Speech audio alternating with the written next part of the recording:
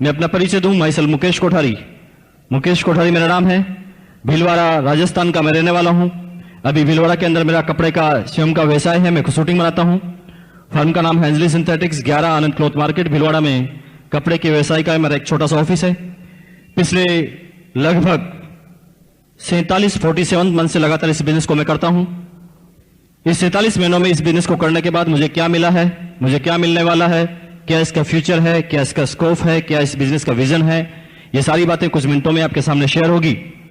लेकिन इस बिजनेस को करने से पहले भीलवाड़ा के अंदर एक शूटिंग बनाने वाली प्राइवेट कंपनी के अंदर मेरी एक सर्विस हुआ करती थी। उस सर्विस को ठीक इस बिजनेस के चालू करने के ठीक 8 साल पहले मैंने ज्वाइन किया था। जब मैंने बीकॉम फाइनल का एग्जाम दिया था, परिवार की आर्थिक स्थिति अच्छी नहीं थी और मुझे परिवार वालों की तरफ से ऑर्डर मिला कि हम आपको ज्यादा नहीं पढ़ा पाएंगे, अगर आपको पढ़ना है तो थोड़ा पार्ट टाइम वर्क कीजिए, अपनी इनकम चालू कीजिए और अपनी पढ़ाई को जारी रखिए। एक लड़का जिसने बड़े बड़े सपने बनाए, एक ही दम में चकनाचूर हुए और वही दुनिया की दौड़ में मुझे भागना पड़ा। भीलवाड़ा के अंदर मैंने नौकरी तलाश की, बड़ी अप्रोच नहीं थी, नौकरी नहीं मिली, लेकिन एक जान पहचान से मुझे एक सर्विस मिली। लेकिन मुझे वहां पर एक एहसान की वजह से रखा गया। जब मैं अपना बायोडाटा देने गया तो मुझसे कुछ भी नहीं पूछा गया, क्योंकि उससे पहले मेरे एक फ्रेंड का, मेरे एक दोस्त थे, उनके पिताजी का फोन उस कंपनी में जा चुका था और उन्होंने कहा जी ऐसा है कि बायोडाटा तो बाद में देखते रहेंगे, कल से आप कंपनी में आ जाइए। तो निश्चित रूप से मैंने वो कंपनी ज्वाइन कर ली, क्योंकि मेरे पास इसके अलावा कोई अल्टरनेट नहीं था। उस सर्विस को मैंने ज्वाइन किया, 1 महीने तक लगातार काम किया। 7 तारीख सैलरी डे आया। 7 तारीख को मेरे हाथ में एक सैलरी पकड़ा गई, उसकी अमाउंट थी 750 रुपए, 750 रुपीज ओनली। लेकिन मुझे अच्छी तरह पता है कि मेरे साथ उसी कंपनी में उसी दिन एक चपरासी ने भी ज्वाइन किया था और उसका जो सैलरी रखा गया था 1500 रुपए, 1500, मुझे दे गए 750। मुझे समझ में नहीं आ रहा था कि ये क्या हो रहा है। क्या मैं इस काबिल भी नहीं हूं?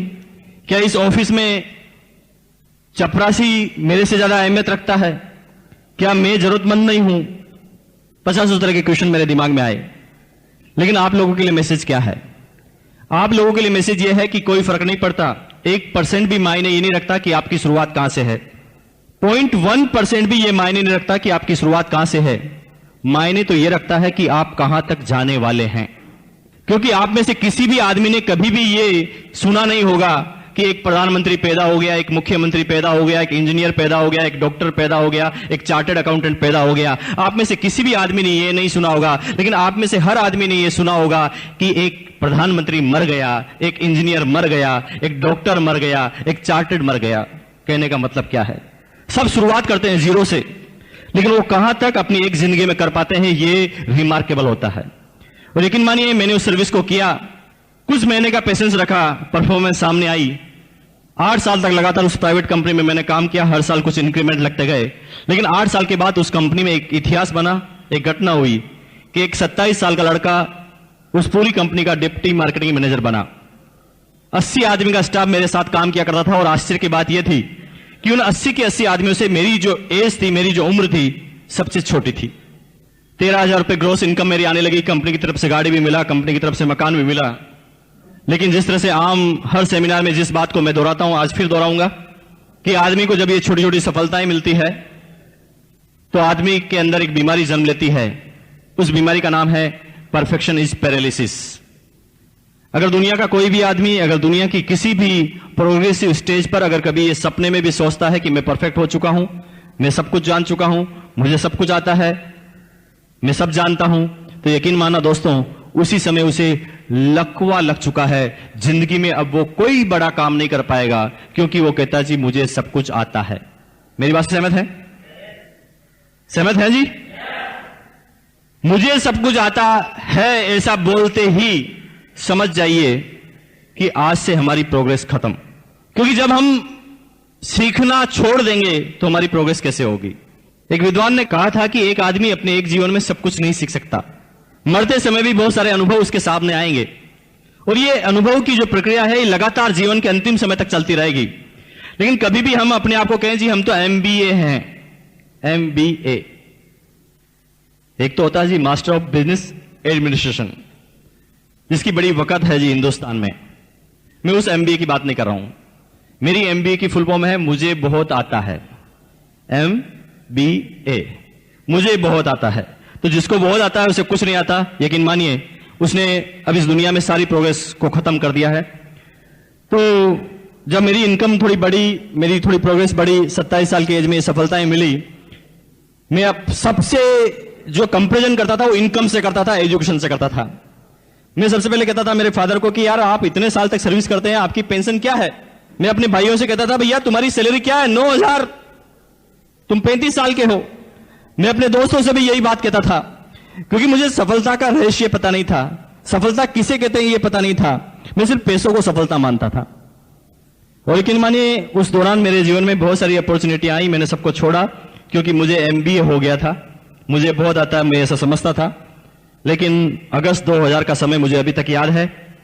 अगस्त कल से चालू होने वाला है, ठीक 4 साल हो जाएंगे 15 अगस्त की बात। संडे का समय वो था। मुझे आप ही की तरह एक बिजनेस मीटिंग में इनवाइट किया गया। मैं जिस कंपनी में काम करता था उसी कंपनी में मेरे इमीडिएट बॉस, मार्केटिंग मैनेजर, उन्होंने कहा जी मुकेश जी क्या कर रहे हो, संडे का समय है, 10 बजे तैयार होकर मेरे घर पे आ जाओ, आपके साथ एक बिजनेस शेयर करना है। मुझे बड़ी हंसी आई। मैंने कहा जी बॉस को भूत लग गया है, हमारे सेठ लोग बिजनेस करते हैं, मैं उनकी हालत जानता हूं जी, 14-14, 15-15 घंटे तक ऑफिस में बैठे रहते हैं। ये बॉस की 12 घंटे की तो सर्विस है और ये कहता जी बिजनेस करूंगा। हमारी कंपनी में करोड़ों रुपए लगा था, तो मुझे ऐसा लगता था कि बिजनेस करने के लिए करोड़ों रुपए भी चाहिए। तो मैं सोचता था जी बॉस कहां से लाएगा। फिर दिमाग में आता था कि शायद बॉस कोई छोटी मोटी दुकान लगाने वाला है। ऐसा लगता था कि शायद 1-2 लाख रुपए इसके पास इकट्ठे होंगे, ये कोई बिजनेस करेगा, डूबेगा और मुझे भी पार्टनर बनने के लिए बोल रहा है। 50 तरह के क्वेश्चन उसने जो ही मुझे इनवाइट किया मेरे दिमाग में आने लगे। लेकिन फाइनली मुझे उस बिजनेस मीटिंग में जाना पड़ा, जाना नहीं चाहता था, क्योंकि इनवाइट करने वाले मेरे बॉस थे। और मुझे पता है यहां पर नए आदमी कितने हैं जी, पहली बार मीटिंग में आए हैं, हाथ खड़ा कीजिए, थैंक यू वेरी मच। तो मुझे पता है जी आप में से भी कुछ लोगों को आज यहां पर आना पड़ा होगा, आना नहीं चाहते थे। कुछ लोग तो इसलिए आ गए होंगे कि यार ये नाराज नहीं हो जाए, कुछ लोग इसलिए आ जाएंगे कि यार इनको मना कैसे करें, कुछ लोग इसलिए भी आ गए होंगे, बार बार कहता आरसीएम करो आरसीएम करो, आज इसका फाइनली पिंड छुड़ा कर आते हैं। इसके बिजनेस को देखेंगे, समझेंगे और उसमें कमी ढूंढेंगे और इसी को बता देंगे, ताकि ये भी नहीं करेगा, ये भी छोड़ देगा और अपन को परेशान नहीं करेगा। तो अलग अलग तरह का उद्देश्य सबका होगा, क्योंकि आप ही की तरह मैं भी पहली बार बिजनेस मीटिंग में आया था, मेरा सेम उद्देश्य था। बिजनेस मीटिंग में पहुंचा, एक प्लान मुझे बताया गया था। यकीन मानिए आज के 4 साल पहले की बात मैं कर रहा हूं, मेरे सामने मल्टी लेवल मार्केटिंग का एक प्लान रखा गया। मेरी जिंदगी में मैंने पहले कभी मल्टी लेवल मार्केटिंग का नाम ही नहीं सुना। मैं तो बिजनेस करने का एक ही तरह का समझता था कि कंपनी माल बनाती है, बीच में कुछ आदमी होते हैं, वो माल कंज्यूमर तक पहुंचाते हैं, सबका इससे गुजारा चलता है, ये बिजनेस का मतलब समझता था। लेकिन मुझे एक जोरदार बात बताई गई कि पहले बिजनेस करने का तरीका ये था कि कंपनी माल बनाएगी, कंज्यूमर खरीदेगा, बीच में हो गए एजेंट, डिस्ट्रीब्यूटर, होलसेलर, रिटेलर, इन सबके ऊपर होगी पब्लिसिटी, एडवर्टाइजमेंट। कंपनी 50-55 रुपए प्रॉफिट जोड़ने के बाद आइटम यहां से निकालेगी, इन सब में मार्जिन जाते जाते जाते जाते यह आइटम जब यहां तक आएगा यह हो जाएगा ₹100 का। मेरा बिजनेस करने का, बिजनेस समझने का मतलब सिर्फ इतना सा था। लेकिन मुझे बताया गया था कि बिजनेस करने का एक नया तरीका आया है। अब क्या होगा कि आपको जो तरीका बताया गया जाएगा उसके अंदर इन सारे आदमियों को यहां से हटा दिया जाएगा। अब कंपनी माल बनाएगी, सीधा दे देगी कंज्यूमर को। दिमाग खराब हो गया। मैंने कहा जी फिर बीच वाले क्या करेंगे, माल क्या कंपनी एक एक आदमी के पास पहुंचाएगी, कैसे सिस्टम चलेगा। लेकिन ये क्वेश्चन तो बहुत दूर की बात थी, लेकिन मेरे दिमाग में कुछ हलचल होने लगी। मैंने कहा जी ये कैसे सिस्टम कि कंपनी सीधा कंज्यूमर को माल बनाएगी, तो अब तक जो 45% पैसा इन बीच के लोगों में जाता था, 45 रुपए जो बीच के लोगों में जाता था, ये तो सीधा बच जाएगा। और उन्होंने कहा जी ये 45 रुपए जो बच जाएगा, एक सिस्टम आपको बताया जाएगा, उस सिस्टम के अंदर ये 45 रुपए एक कंज्यूमर के पास वापस ट्रांसफर हो जाएगा। विश्वास नहीं होता था, क्योंकि जिंदगी में पहले कभी मल्टी लेवल मार्केटिंग का प्लान ही नहीं देखा था। मैंने कहा जी कैसी बात कर रहे हैं, इसका मतलब तो सीधा सीधा यही हुआ कि आज के बाद एक इंसान जब जब भी अपने लिए कोई माल खरीदेगा तो खरीदने से उसके पास इनकम आएगी। ये बड़ी हंसी वाली बात मुझे उस समय लगती थी, विश्वास नहीं हुआ। लेकिन बात आगे बढ़ी, एक प्लान शो हुआ, कुछ कैलकुलेशन मुझे बताई गई। ये तो लग रहा था कि इनकम ऐसे आ सकती है, ऐसे आएगी, लेकिन प्रैक्टिकल नहीं लग रहा था कुछ भी। लेकिन एक आदमी कुछ समय के बाद एक स्टेज पर आके खड़ा होता है और स्टेज पर आकर बोलता है, मेरा नाम पीडी तिवारी है, मैं राजस्थान प्रशासनिक सेवा का अधिकारी हूं, 20,000 राजस्थान गवर्नमेंट मुझे सैलरी देती है। इस बिजनेस को 7 दिन पहले मेरे एक दोस्त ने बताया, मुझे कहा था जी कपड़े की दुकान चेंज करनी है। मैंने इस बिजनेस को समझा नहीं और कपड़े की दुकान चेंज की और मैंने कुछ कपड़े खरीदे। जब मैंने कपड़े खरीदे तो मेरे कुछ दोस्तों ने कहा जी आप कपड़े कहां से लेकर आए। मैंने वही बात रिपीट की, जी मैंने ऐसे कपड़े खरीदे। तो मेरे 3 दोस्तों ने और कपड़े खरीद लिए और सिर्फ यही काम किया जो पहले मैं करता था।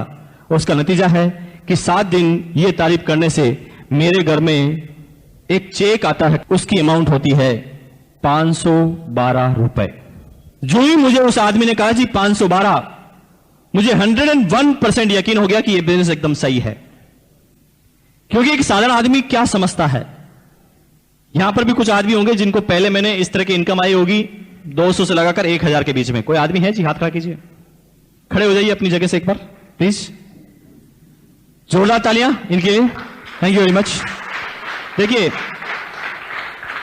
तालियां, मैंने कहा जी तालियां लीडर कैसे बजाते हैं, मेरे लिए नहीं और इनके लिए ताली बजाने की जरूरत नहीं, अपने लिए बजाएं ताकि आपको याद रहे।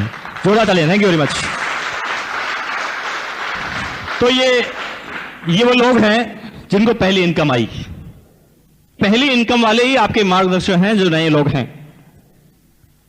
क्योंकि आपकी पहली इनकम, जिन लोगों को इनकम आई, मैं खास रूप से बताना चाहूंगा कि आपको लगता है जी पहली इनकम 1 लाख रुपए आती तो कितना अच्छा होता। यस और नो? थोड़ा तेज बोले जी। किसको अच्छे नहीं लगता 1 लाख रुपए? सबको। पहली इनकम 1 लाख आती तो मजा आ जाता।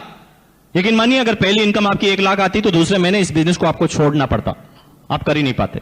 क्योंकि एक जर्नल आदमी कभी भी बड़ी बड़ी बातों पे बिलीव नहीं करता।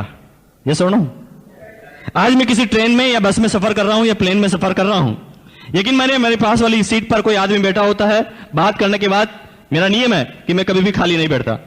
कोई भी सामने है, मैं प्रयास करता हूं कि उससे बात चालू हो जाए और मुझे प्लान बताना चालू करता हूं। प्लान बताने के बाद जब पूरा प्लान खत्म होता है, वो आदमी एक क्वेश्चन पूछता है, आपसे भी पूछते होंगे, बिजनेस तो बहुत अच्छा है लेकिन आपको बताओ आपको कितने आए, आपको कितने आए। यकीन मानिए मुझे अभी भी अपनी बातों को गोलमोल करना पड़ता है, क्योंकि पता है कि एक नया प्रोस्पेक्ट जो अभी इस बिजनेस को समझा भी नहीं है, अगर मैं उसे अपनी बड़ी इनकम बताऊंगा तो मेरी पास वाली सीट से उठ के चले जाएगा, दूसरी सीट पे बैठ जाएगा। वो कहा जी बड़ा फंसाने वाला होगा।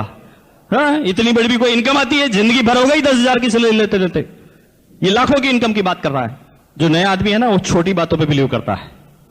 जो ही उस आदमी ने बोला मुझे 512 का चेक आया, मैंने सोच लिया कि मैंने कहा जी राजस्थान प्रशासनिक सेवा का अधिकारी, 20,000 सैलरी, 500 रुपए की तो इसकी टाई होगी। और इतना बड़ा आदमी कहता है कि 512 का चेक आया, मुझे विश्वास हो गया जी इतना बड़ा आदमी 512 के लिए तो झूठ नहीं बोल सकता। इसलिए आपको शर्माने की जरूरत नहीं है, दमदार तरीके से बोलिए, क्योंकि रिमार्केबल काम किया है आपने। क्या किया है? आप पे अपने आप पे गर्व होना चाहिए।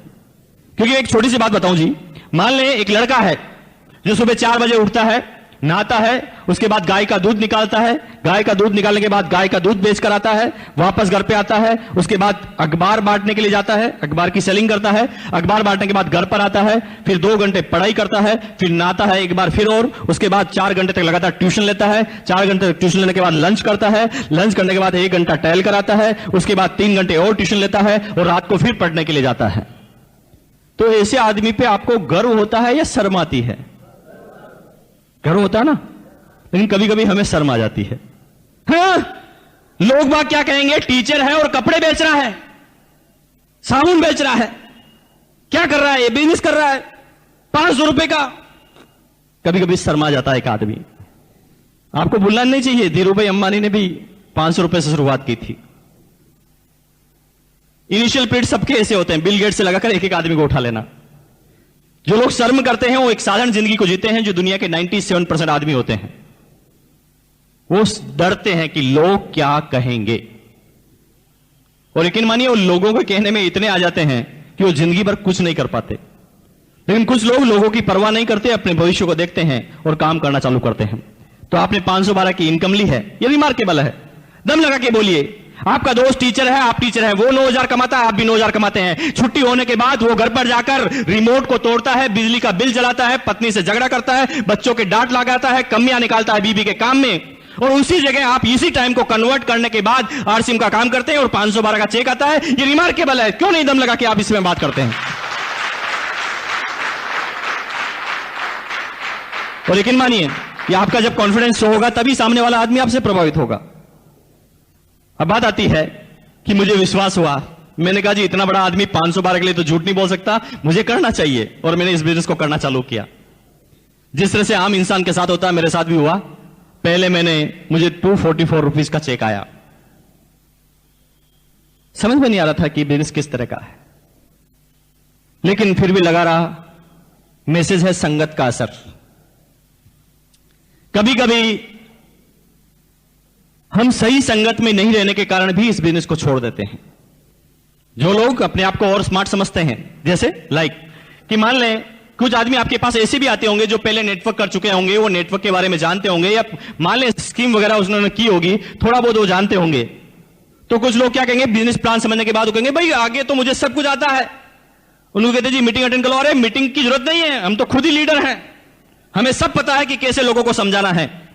और लेकिन मानिए होता क्या है, वो यहां से कितना ही चार्ज होके जाए, 10 आदमी के मिलने के बाद वो घर पर जाकर बैठ जाता है। वो कहता जी बिजनेस नहीं होगा आगे, और बिजनेस की कमी निकालना चालू कर देता है। आदमी होता है एक मोबाइल के अंदर होती है एक बैटरी को चार्ज करना जरूरी है, बाकी मोबाइल चलेगा नहीं। हां, बैटरी अलग अलग कंपनी की हो सकती है, लाइक नोकिया, सैमसंग, सबकी कैपेसिटी अलग अलग हो सकती है, बस फर्क इतना सा है। लेकिन कुछ लोग सोचते हैं जी हम हमेशा चार्ज हो गए। मुकेश कोठारी भी नेगेटिव होता है, मिस्टर टीसी छाबड़ा जी भी नेगेटिव होते हैं, बीसी छाबड़ा भी नेगेटिव होता है। क्यों?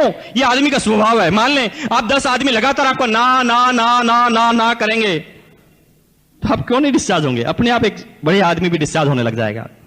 लेकिन संगत का असर क्या कहती है?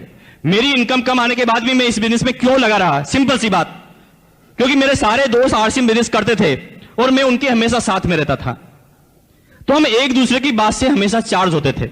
जैसे मैं 2 आदमी से मिला, एक आदमी 2 दिन 2 आदमी ने ना कर दिया, बड़ा परेशान होता था। मैंने कहा जी ये शायद बिजनेस मेरे से नहीं होगा, लेकिन दोस्त कहते थे चलो सेमिनार में चलो, सेमिनार में चलो, तो मैं फिर सेमिनार में पहुंच जाता था। सेमिनार में जब जाता था तो कुछ लोग बोलते थे स्टेज पर, दोस्तों 15 दिन से काम किया और 17 डिस्ट्रीब्यूटर डाउनलाइन में है और 2,000 का चेक आया। ये मुकेश कोठारी अपने आप के चाटा लगाता था कि जब ये कर सकता तो तू क्यों नहीं कर सकता, चल वापस। फिर वापस, फिर 3 आदमी को मना बात की, तीनों आदमी ने मना कर दिया, फिर डिस्चार्ज, शायद मेरे से नहीं होता। फिर सेमिनार में आया, तो लोगों ने कहा जी शुरू के 15 दिन मुझे कुछ समझ में नहीं आया था, एक भी रिजल्ट नहीं आया था, लेकिन मैंने उसके बाद मेरी अपलाइन की बात को माना। उसका नतीजा है कि आज मेरे डाउनलाइन में 50 डिस्ट्रीब्यूटर हैं। फिर मुकेश कोठारी फिर चार्ट लगाता था कि मैंने कहा जी 15 दिन तो सबके साथ ऐसा ही होता है, फिर चलो। और दोस्त ये होती है रिचार्जिंग। इनिशियल पीरियड में सबके साथ यही होता है, यस और नो? सबके साथ यही होता है। और लेकिन मानिए शुरुआती चीज में हम ये काम कर लेते हैं, संगत का असर, तो आप इस बिजनेस में लगे रहते हैं, और जब लगे रहते हैं लगन से, तो कामयाबी आपके बिल्कुल नजदीक हो जाती है। दुनिया की कोई ताकत आपकी कामयाबी को रोक नहीं सकती। अब बात आती है कि मैं लगातार लगा रहा, 6 महीने में इनकम हो गई 6,000, 1,000 पर मंथ एवरेज। 1 साल तक लगातार रहा, 60,000 की इनकम हो गई, 5,000 पर मंथ एवरेज। कभी 2,000 का चेक आता, कभी 9,000 का चेक आता, कभी 3,000 का आता, कभी 1,000 का आता, कम ज्यादा। यहां कोई आदमी ऐसे हैं जिनका कम ज्यादा चेक आता है? हाथ खड़ा कीजिए। चिंता मत कीजिए, मेरे साथ भी ऐसे ही हुआ। समझ में नहीं आता था 1 साल तक ये बिजनेस किस तरह का है, कोई स्टेबिलिटी नहीं। 2,000, 3,000, कभी 9,000, कभी 1,000, क्योंकि तब तक तो मैं इस बिजनेस को समझा ही नहीं था। मैं तो समझता था कि ये आदमियों को जोड़ने का बिजनेस है। लेकिन यकीन मानिए, एक एलडीपी प्रोग्राम अटेंड करने का मौका मिला, और दोस्त उस एलडीपी प्रोग्राम का इतना बड़ा असर हुआ, जो बातें मुझे बताई गई उन बातों का इतना बड़ा असर हुआ, और उसका नतीजा था कि उस एलडीपी प्रोग्राम के अगले 6 महीने बाद इस बिजनेस के मैं टेक्निकल मुकाम पर था। इनकम थी 2,85,490 रुपए।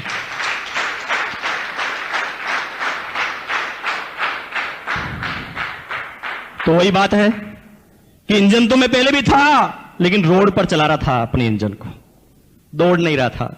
जो ही मैं सिस्टम में आया, इंजन दौड़ने लगा। सब लोगों ने जिन्होंने भी इनकम प्राप्त की है, उन्होंने सबसे पहला जो काम किया है, आपको क्या लगता है जी, क्या काम किया उन्होंने? सबसे पहले उन्होंने कोई नया काम नहीं किया, उन्होंने जो काम वो पहले करते थे वही काम किया, लेकिन सिर्फ काम की दिशाओं को चेंज किया। जैसे पहले एक लाला की दुकान से प्रोडक्ट खरीदते थे, अब वहां से उसका मुंह चेंज किया, क्योंकि अब तक जो कपड़े हम पहनते थे, अब तक जो प्रोडक्ट हम परचेज करते थे, इससे इनकम जाती थी किसी दूसरी माधुरी दीक्षित को। लेकिन अब क्या किया कि उस लाले की दुकान से हमने अपनी दिशाओं को चेंज किया और ये दिशाओं में हमने आरसीएम से प्रोडक्ट खरीद लिया और अब हमारी इनकम आएगी हमारी घर की माधुरी दीक्षित के पास। और सिंपल सा नतीजा क्या है कि आज कंपनी के जो प्रोडक्ट आ गए हैं, इतने ढेर सारे प्रोडक्ट आ गए हैं कि कोई आदमी आरसीएम बिजनेस में कलकत्ता में चाय पीता है और चाय पीने के बाद कलकत्ता में बोलता है वाह मजा आ गया, जो ही उसे चाय में मजा आता है मेरी जेब में 100 का नोट आ जाता है। फर्क इतना सा। और यही वह बिजनेस है कि अब तक ये पैसा अमिताभ बच्चन, शाहरुख खान, वर्ल्ड के हिंदुस्तान के कुछ चंद लोग ले जाते थे, जिनका हिंदुस्तान की 90% इकोनॉमिक पर प्रभाव होता था, कि हिंदुस्तान का 90% जो पैसा है वो हिंदुस्तान के 10% आदमियों के पास है। लाइक मिस्टर धीरूभाई अंबानी, टाटा, बिरला, बांगड़, बजाज, सिंघानिया, ये सारे लोग के पास जो टोटल कैपिटल है हिंदुस्तान की 90%, और बाकी जितने भी लोग हैं वो 10% कैपिटल के लिए काम कर रहे हैं और संख्या है 90%, जिसके अंदर सब आ गए जी, आईएएस अफसर, आरएएस अफसर, चोरी चकारी लूटपाट सब आ गए जी।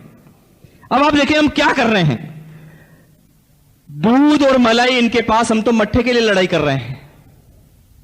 और यकीन मानिए ये जीवन की दौड़ अगर ये 10% के लिए हमारी लगी रही तो दुनिया के एक साधारण इंसान की तरह से हमारी जिंदगी निकलेगी। कब हम इस दुनिया से आउट होंगे दुनिया हमें याद करने वाली नहीं, यहां तक कि हमारे पोते भी हमारे नाम को भूल जाएंगे। कुछ लोग कहेंगे जी नहीं नहीं ऐसा नहीं है, हमें तो हमारे दादाजी का नाम याद है। ओके, मुझे पता है कि आपको आपके दादाजी का नाम याद होगा, लेकिन वो लोग अपने हाथ को खड़ा करें जो दादाजी के पिताजी यानी दादाजी के दादाजी का नाम जानते हो। नो,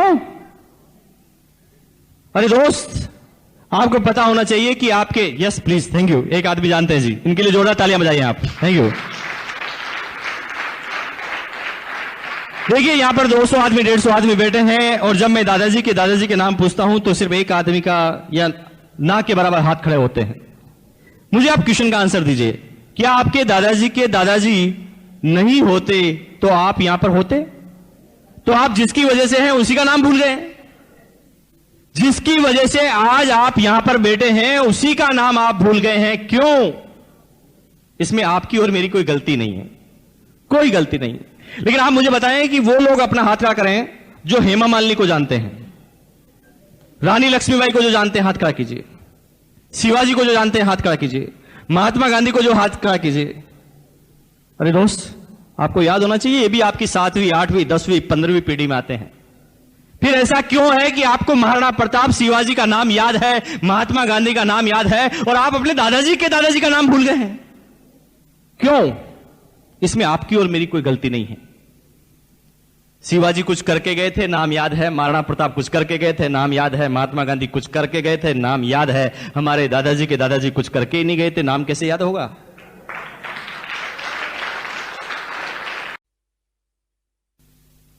तो हम किस चीज के लिए लड़ाई कर रहे हैं? अगर हमें इस बिजनेस में इनकम के रूप में नाम कमाना है तो हमें काम करना पड़ेगा इस 90% के लिए। अगर कुछ आदमी समझ रहे हैं कि मैं सर्विस करके करोड़पति और मेरे सारे सपने पूरे कर लूंगा तो इसकी बहुत बड़ी गलतफहमी है, ऐसा कभी नहीं होने वाला। तो सिंपल वे में बिजनेस कि अपनी दुकान चेंज करने से घर में इनकम आई। लेकिन बात आती है कि हम इसी बिजनेस को क्यों करें? जब डायरेक्ट सेलिंग मेथड करना है तो हमारे पास बहुत सारे बिजनेस है, सिर्फ आरसीएम बिजनेस ही क्यों? तो मैं बात करता हूं जो हर सेमिनार में बोलता हूं, आरसीएम हमें इसलिए करना चाहिए क्योंकि जो आरसीएम बिजनेस के पास है वो दुनिया में किसी के भी पास नहीं है। क्योंकि आरसीएम के नाम आप देखते हैं कि फुल फॉर्म है RCM, right concept marketing, marketing का राइट कॉन्सेप्ट, मार्केटिंग करने का एकदम सही तरीका। लेकिन इसको मेरे अगर नजरिए से देखा जाए तो आरसीएम बिजनेस हमें इसलिए करना चाहिए क्योंकि आरसीएम बिजनेस ना सिर्फ हिंदुस्तान की बल्कि पूरे वर्ल्ड की, पूरी दुनिया की सिर्फ एकमात्र ऐसी कंपनी है जो हिंदुस्तान में काम करती है Indian rate, Indian culture, Indian mentality के अनुसार। Indian rate, Indian culture, Indian mentality के अनुसार। अब बात आती है व्हाट इज इंडियन मेंटेलिटी, क्या है इंडियन मेंटेलिटी, क्या है इंडियन रेट, क्या है इंडियन कल्चर, ये सब बातें आप जानते हैं, लेकिन मैं इंडियन रेट्स की बात करता हूं।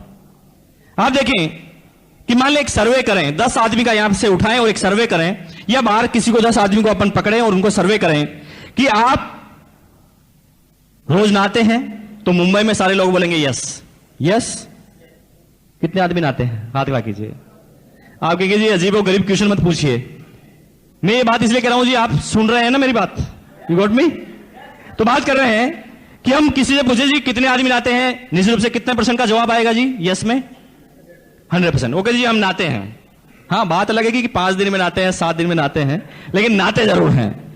ऑब्वियसली मुंबई के आदमी तो रोज नहाते होंगे, एक दिन में 2 बार नहाते होंगे, मैं आपकी बात नहीं कर रहा हूं। लेकिन अगर बात करें तो हम नहाते हैं जी। अब उनसे क्वेश्चन पूछिए कि भैया आप नहाते तो हैं, बहुत अच्छी बात करते हैं, लेकिन आप बताइए कि आप घर में जब नहाते होंगे तो एक बाथ सोप का, एक नहाने के साबुन का इस्तेमाल करते होंगे, कितने % का जवाब आएगा यस में? ओके, यस, बाथ सोप का इस्तेमाल करते हैं। तो उनसे एक क्वेश्चन कीजिए कि आपके घर में जो बाथ सोप इस्तेमाल होता है, आप सोचकर बताइए, बिना ब्रांड नाम बताए, ब्रांड का नाम मत बताइए, और सोच के बताइए कि आपके घर में जो साबुन इस्तेमाल होता है वो कितने रुपए का होता है। यकीन मानिए मुंबई में 100% रिजल्ट, और ऑल ओवर इंडिया की बात देखे जाए तो 70% आदमी एक ही तरह का जवाब देंगे। कैसा? कि हम हमारे घर में जो नहाने का साबुन इस्तेमाल करते हैं उसकी रेट होती है ₹7 से लगाकर ₹12 या 13 रुपीज, 13 रुपए तक। मेरी सर्विस से कोई असहमत हो तो बोलिए, कोई असहमत है जी? थोड़ा तेज बोलिए। 70% आदमी बोलेंगे कि हम जिस नहाने के साबुन का इस्तेमाल करते हैं उसकी रेट होती है 7 से लगाकर 13 रुपए के बीच में। निर्मा से कहानी चालू होती है, लाइफ बॉय से होती हुई लक्स पे जाकर अटक जाती है, यस और नो? लेकिन आप 10% आदमी को पाएंगे जो कहेंगे कि 13 रुपए से हम ऊपर का प्रोडक्ट इस्तेमाल करते हैं, लाइक डो, पियर्स, मोती सिंड्रल, कुछ भी। लेकिन 20% आदमी बोलेंगे कि हम जिस नहाने के साबुन का इस्तेमाल करते हैं वो 7 से नीचे होता है, या हम नहाने का साबुन इस्तेमाल ही नहीं करते। इंडियन रेट जो अगर ली जाए तो इंडिया के 70% आदमी अगर साबुन की रेट को जो लाइक करते हैं उसकी रेट होती है 7 से 13, जो उसके पॉकेट की साइज होती है। लेकिन आपको आश्चर्य होगा, डायरेक्ट सेलिंग मेथड की आपने बहुत सारी कंपनियों का नाम सुना होगा, यस और नो? कितने आदमियों ने आरसीएम बिजनेस से पहले किसी मल्टी लेवल मार्केटिंग का नाम सुना है? हाथ खड़ा कीजिए। Thank you very much. Maximum आदमियों ने सुना है। तो आप मुझे सोच के बताइए, पूरी दुनिया में मल्टी लेवल मार्केटिंग की बात करें, पूरी दुनिया में, तो आपको आश्चर्य होगा कोई कंपनी इसके अंदर नहीं आती। क्यों? क्योंकि बेसिकली मल्टी लेवल मार्केटिंग को लोगों ने इमोशनल ब्लैकमेलिंग का सिस्टम बनाया है। दुनिया की हर कंपनी आपको बोलती है जी आपको पैसा कमाना है, गाड़ी, बंगले, नौकर, चाकर सब कुछ चाहिए ना, तो हमारे बिजनेस में आके जुड़ जाओ। प्रोडक्ट की बात नहीं करते। लेकिन बात आती है 7 से 13 के बीच में, इसमें कोई प्रोडक्ट दुनिया की कोई कंपनी नहीं लेकर आई। क्यों? तो ये बात आपको आगे मिलेगी। लेकिन बात आती है कि कंपनी किस कल्चर में है और किस मेंटलिटी में है। अभी आपने बहुत सारे लोगों ने हाथ खड़ा किया कि दुनिया में बहुत सारी मल्टी लेवल मार्केटिंग आई जिसका नाम आपने सुना है। अब तक जो भी मल्टी लेवल मार्केटिंग का नाम आपने सुना है, आप थोड़ा सोचें कि उनका आधार स्तंभ क्या था, वो क्या प्रोडक्ट लेकर आए थे, उनकी सोच क्या थी, और कितने आदमी उसमें कामयाब हुए, वो हिंदुस्तान के कितने % आदमियों के लिए था। तो आपको आश्चर्य होगा मल्टी लेवल मार्केटिंग में किस तरह के प्रोडक्ट आए हैं।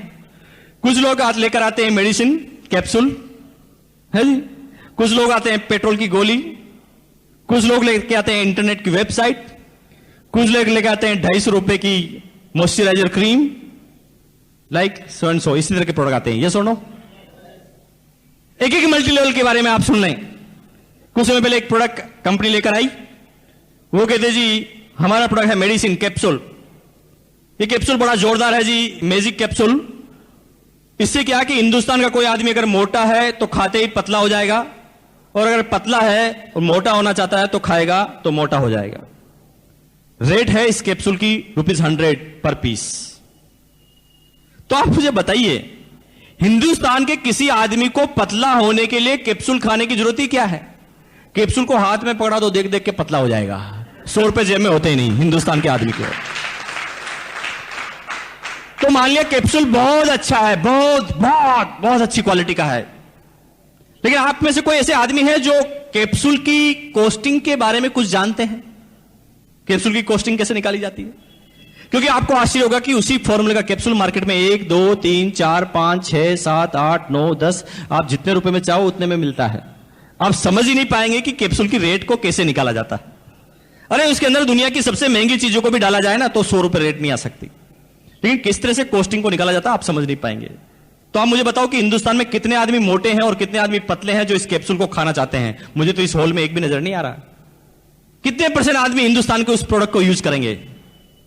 कुछ नहीं। लोगों के सपने पूरे करने के लिए उन्हें कुछ भी दिया जाएगा।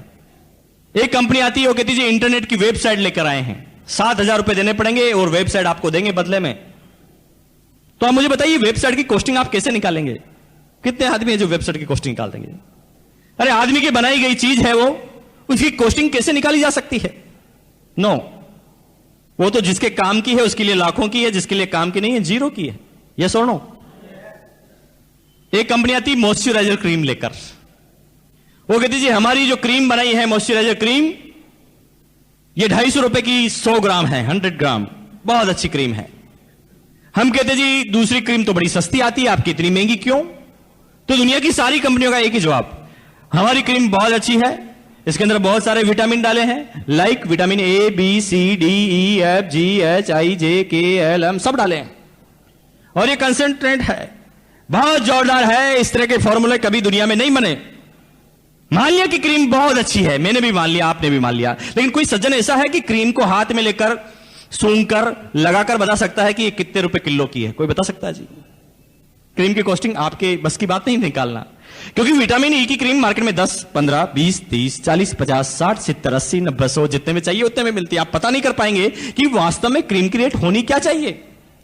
लेकिन मान लिया कि ये सब रेट ऐसा ही है, लेकिन आप देखिए कि हिंदुस्तान के कितने % आदमी क्रीम लगाते हैं, कितने % आदमी वेबसाइट इस्तेमाल करते हैं, कितने % आदमी मेडिसिन का यूज करते हैं, और कितने % आदमी अदर आइटम का या मान लो पेट्रोल की गोली का यूज करते हैं। आप सोचिए, दुनिया की तमाम कंपनियां अभी तक ऐसी आई है जो कुछ सर्टेन % लोगों को ग्राहक बनाने के लिए आई है, जिनका काम पैसा बटोरना हो, बस, इससे ज्यादा कुछ भी नहीं।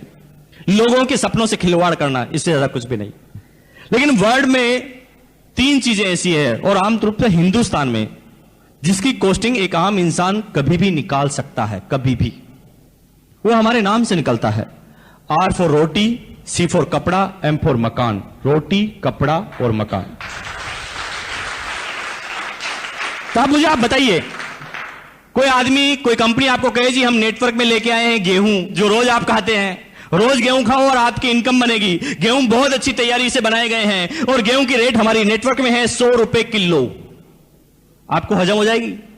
आपको गुस्सा आएगा तो आप कहेंगे इधर आना, इधर आना, एक मिलाकर मारेंगे। उल्लू बनाता है जिंदगी भर वही खाते खाते रोटी को 10 रुपए किलो गेहूं। 1 सेकंड में कॉस्टिंग निकाल दी। यस और नो? इसलिए आपको पता होना चाहिए, गेहूं को लेकर दुनिया की कोई कंपनी नेटवर्क में नहीं आई है, कहीं पोल नहीं खुल जाए। सब जानते हैं गेहूं के बारे में।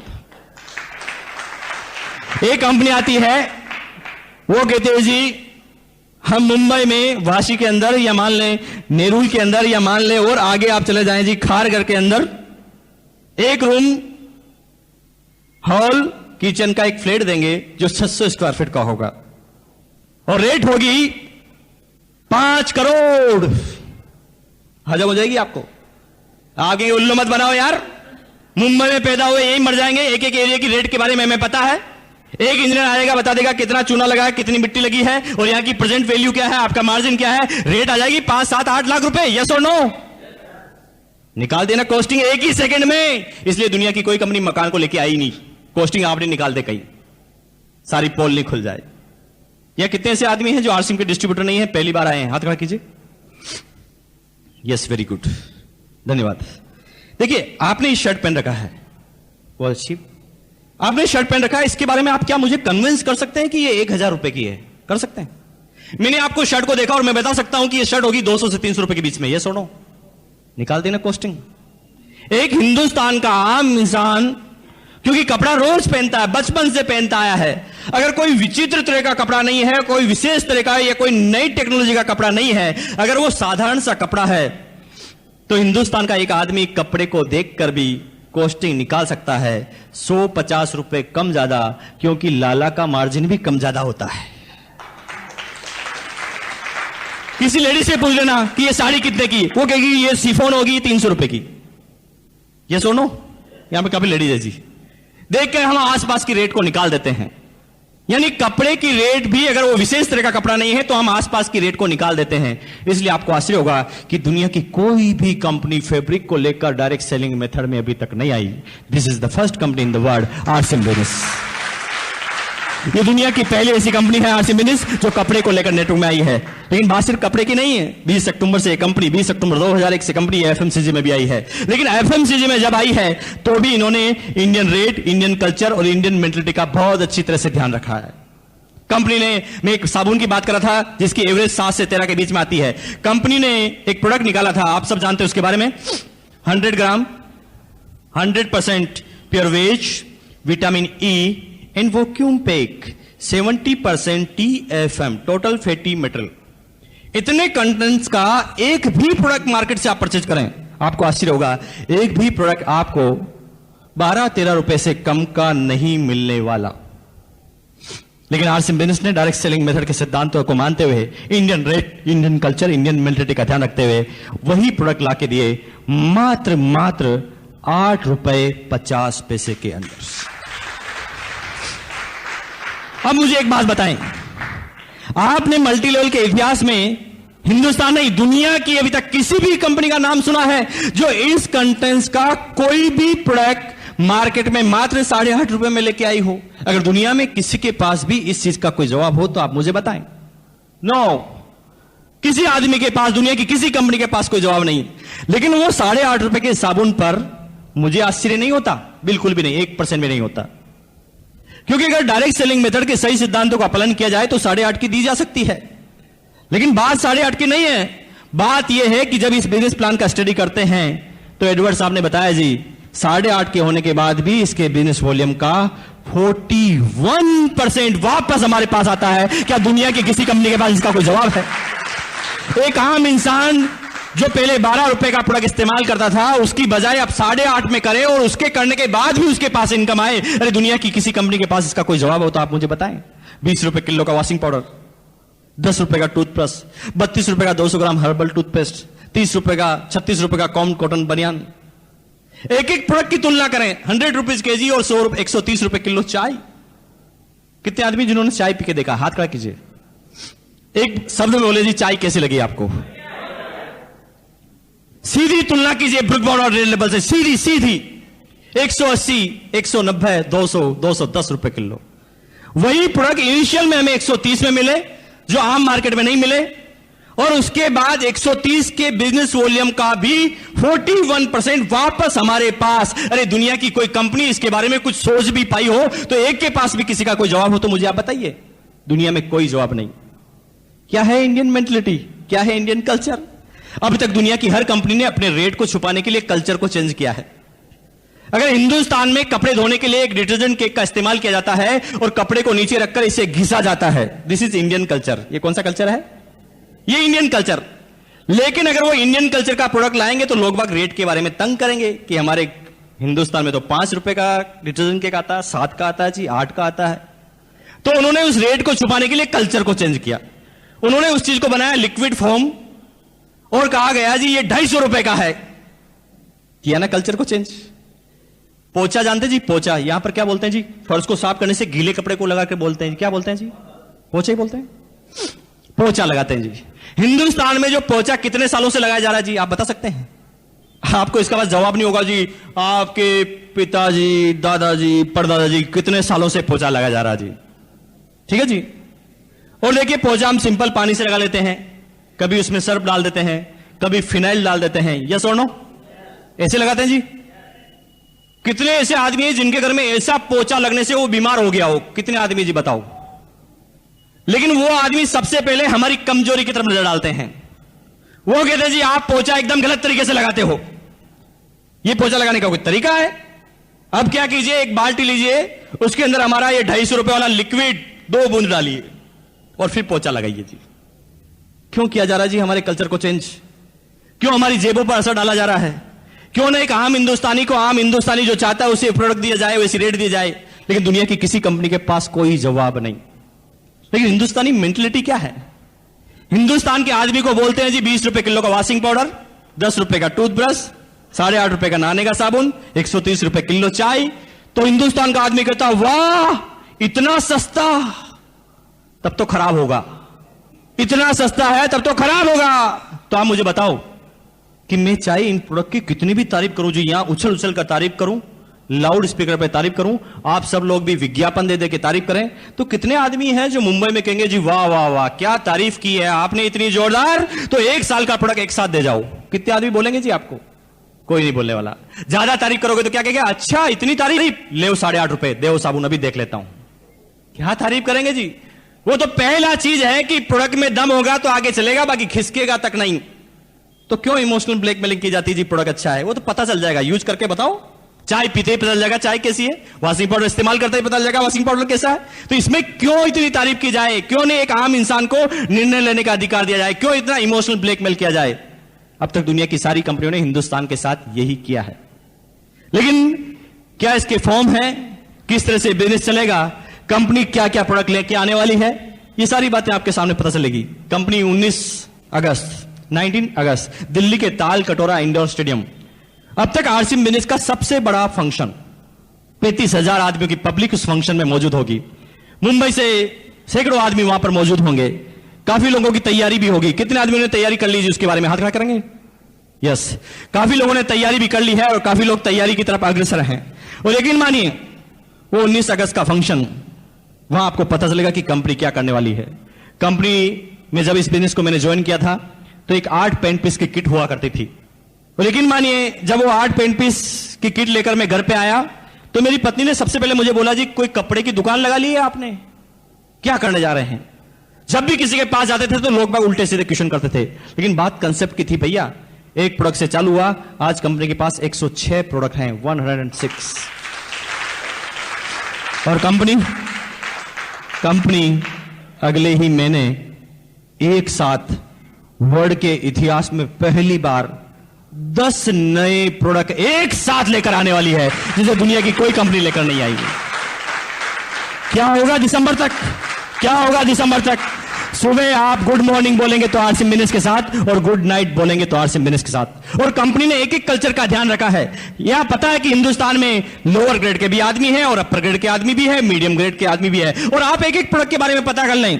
कंपनी का अगर 8.5 का प्रोडक्ट है नहाने का साबुन तो 18 रुपए का भी है। डिटर्जेंट 5 रुपए का है तो 8 रुपए का भी है और 12 रुपए का भी है। वॉशिंग पाउडर अगर 20 रुपए का है तो 30 रुपए का भी है और 70 रुपए का भी है। एक एक कल्चर के बारे में 1480 की किट है तो 2970 की किट है। दुनिया की कौन सी कंपनी ने ऐसा करके बताया जी? बताइए आप। नो। लेकिन कंपनी दिसंबर तक क्या प्रोडक्ट लेके आने वाली है, दुनिया की कोई कंपनी सोच नहीं सकती।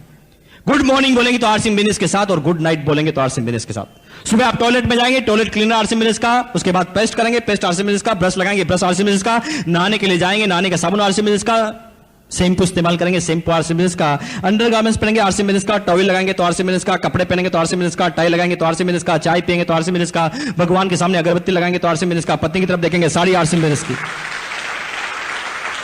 पति की तरफ देखेंगे साड़ी आरसीएम बिजनेस की, हेयर लगाएंगे तो आरसीएम बिजनेस का, क्रीम लगाएंगे तो आरसीएम बिजनेस का, शेविंग क्रीम करेंगे तो आरसीएम बिजनेस का। उसके बाद बच्चों की तरफ देखेंगे तो कपड़े आरसीएम बिजनेस के, अगर आप जींस पहनते हैं तो आरसीएम बिजनेस की।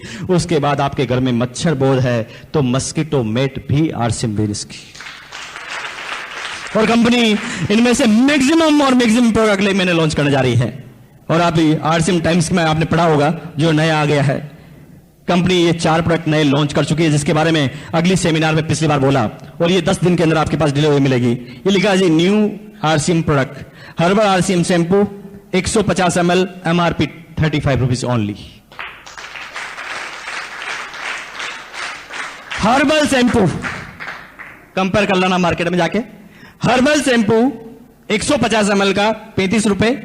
जूनियर आरसीएम टूथब्रश अभी तक देखिए बड़ों लोगों के टूथब्रश थे लेकिन बच्चों के नहीं थे, तो बच्चे कहते होंगे जी आरसीएम के हमारे कब आएंगे, तो बच्चों का ध्यान रखा हुआ गया है। और आरसीएम मिनिस जो एमआरपी मात्र 10 रुपए रखी गई है। हर्बल आरसीएम ऑयल, सिर में डालने का जो ऑयल है वो आरसीएम मिनिस का आगे है, वो भी हर्बल है और ₹28 ओनली। और इसका जो फॉर्म है 150 ml, चिकमेट की शर्ट, न्यू लुक की शर्ट, इसमें बहुत सारे प्रोडक्ट और आ रहे हैं। अगले महीने अगरबत्ती भी आ रही है, कंपनी कॉस्मेटिक सीरीज में जाने वाली है, कंपनी लेडीज अंडरगारमेंट्स में जाने वाली है, और कंपनी पता नहीं क्या क्या प्रोडक्ट अगले दिसंबर तक लेके आने वाली है जिसके बारे में दुनिया की कोई कंपनी नहीं सोच पाई है। लेकिन आप मुझे बताएं कि कोई प्रोडक्ट क्वालिटी में अच्छे हो जो हम जांच लेंगे, क्वालिटी में अच्छे हो, रेट में कम हो, और उसके बाद भी उसका 41% हमारे पास आए, तो बताइए ये बात आप दुनिया से कितने समय तक छुपा पाएंगे? और कौन सा ऐसा मूर्ख इंसान होगा जो इन प्रोडक्ट को आने वाले समय में लेने से मना करेगा? लेकिन समय लगेगा। मुझे पता है कि एक दिन में सारे आदमी नहीं समझेंगे। शुरुआत में जो समझेंगे वो लीडर होंगे, वो पायनियर होंगे, बाद में तो भीड़ आती है जी। पत्नी कहती थी कि ये बनारसी साड़ी 5,000 की बहुत अच्छी होती है, तो मैं कहता था जी स्वास्थ्य के लिए खराब होती है, कॉटन साड़ी बहुत अच्छी होती है, क्योंकि उस समय 160 रुपए की आती थी। कैसे कन्विंस करते हैं हम? यही कन्विंस करते हैं, एक आम इंसान यही करता है। बच्चा कहता है क्रिकेट का बैट चाहिए एमआरएफ का, तो हम कहते हैं जी तेंदुलकर ने भी लकड़ी से शुरुआत की थी, तो इससे करो जी बहुत अच्छा शॉट आता है। यूं नहीं कहते जी जेब को हजम नहीं हो रही बात। ये कन्विंसिंग पावर है हमारी, और हम एक आम इंसान यही जिंदगी पर हम समझौते करते हैं। बच्चे को जो खिलाना होता हम खिला नहीं पाते, जो पढ़ाना होता पढ़ा नहीं पाते, पत्नी जो मांगती वो दिला नहीं सकते, सपने हम पूरे नहीं कर सकते। ये सारे आम इंसान करते हैं, और मेरे साथ भी यही था, कन्विंस करता रहता था हमेशा।